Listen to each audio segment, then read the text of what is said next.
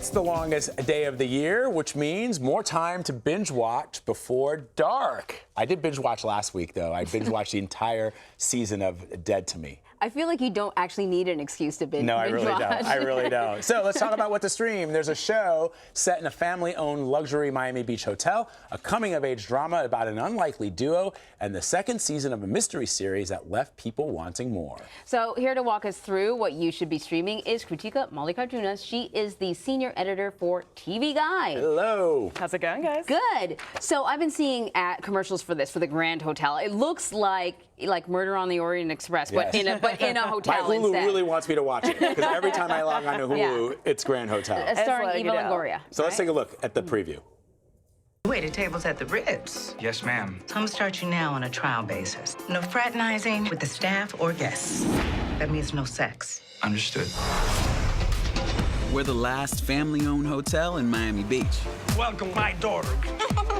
And that is the family. Who's that? It's Boss Man's daughter, Alicia, otherwise known as Off Limits. Danny, let's go. I want to thank Gigi and Santiago. We're just delighted to be purchasing this wonderful property. Dad, you sold the hotel? So, is this beautiful? Yeah, everyone's lovely.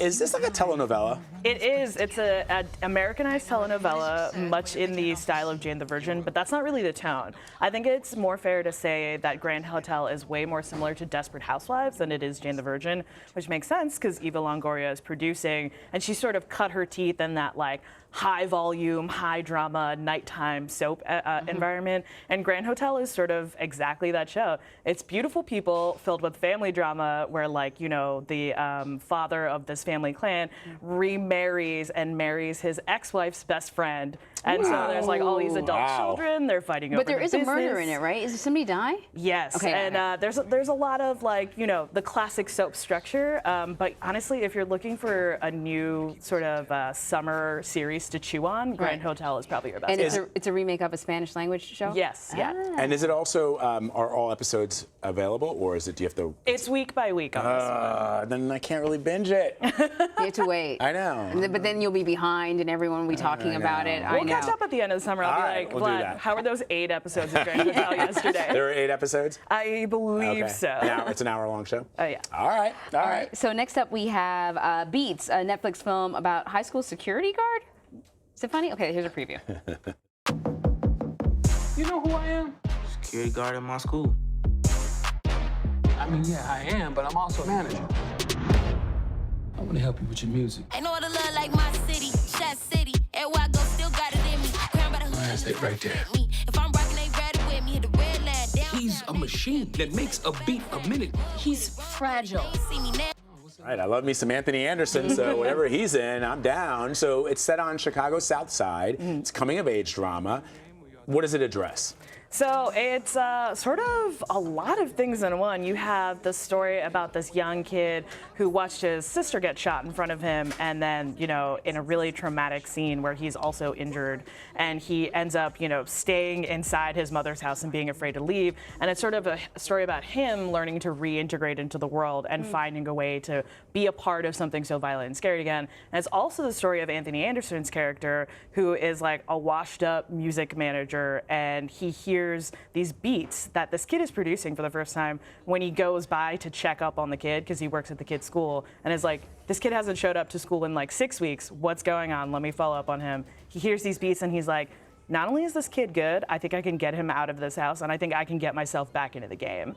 So it's a bunch of stories going on at once, but it gives us a really eclectic showcase of Southside Chicago. And there's a lot of wonderful first-time performances in this. And Like musical performances, or you mean actors? Actors. Okay, Actors. yeah. And there is a great Chicago musical cameo in this. If you know Dreezy, she's like a very big Chicago rapper, and she shows up. Do you know Dreezy, Anne-Marie? I do actually, which is remarkably weird because I typically don't. Her scene in this movie is incredible. She comes out for like a battle and just like goes so hard. It's amazing.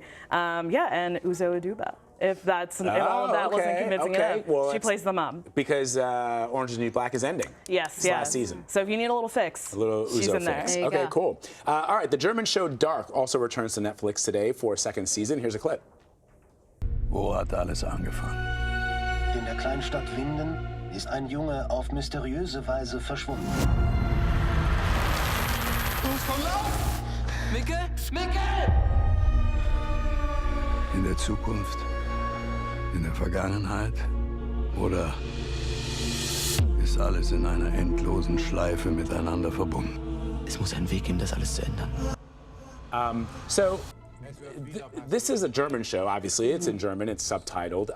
Explain the show to somebody who hasn't seen it. Is it even set in Germany? It is. Because it looks like America. And in the 80s, which I think is sort of kind of cool. Because it's trying to do some Stranger Things up in Germany? What's going on? 80s music, and it's kind of, because German 80s music, who knew? Das ist nicht gut. Das ist nicht gut. Oh, that's way beyond my German. That is not good if you're trying to copy Stranger Things. No, but they're not. It's darker, I think. Yes, much darker. So I think it was very unfairly compared to Stranger Things in season 1 because it's a Netflix original and it has a little bit of this like 80s flavor to it, and it's a very intense sci-fi drama that everyone was talking about, right? In tone and in like story content, the stories are completely different. Stranger Things is like an homage to the love of all things 80s, but Dark is very much sort of a time travel thriller family drama that asks these like really big questions of like, is anything we do useful? Or are we just repeating the same patterns over and over again? Are we destined to become our parents or like the people we hate most in the world? And this show offers very interesting answers to those big sci-fi questions because the sci-fi is very grounded and the show is all about emotional character arc. So on the surface, it's about 4 families and this town that falls apart after 2 of their kids go missing.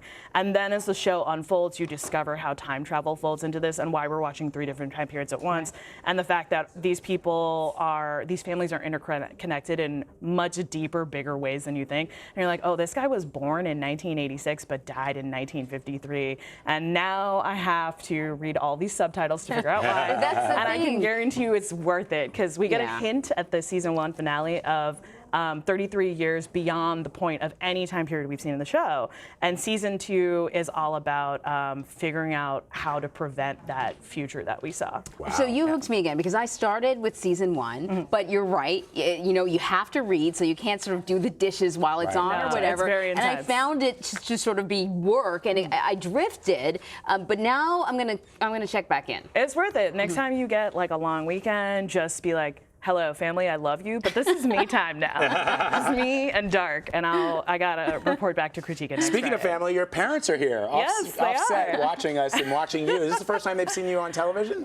Yeah, my dad occasionally is like, hey, send me some YouTube clips. So Of you, he's like, on TV. So he's seen this segment, but you can tell by the joy in his face that he's really starstruck by you. Please. right. I'm Please. sure that's what it is. I love whenever you could bring parents to where their children work to say, look, I actually have a real job, and I do a real thing, and all the things that you may have thought were a waste of time when I was in high school and in college actually get me paid now. They can also see all the duct tape and wires to keep everything together. Small victories. Yes. Krutika, thank you. See you next week. Thank you so much.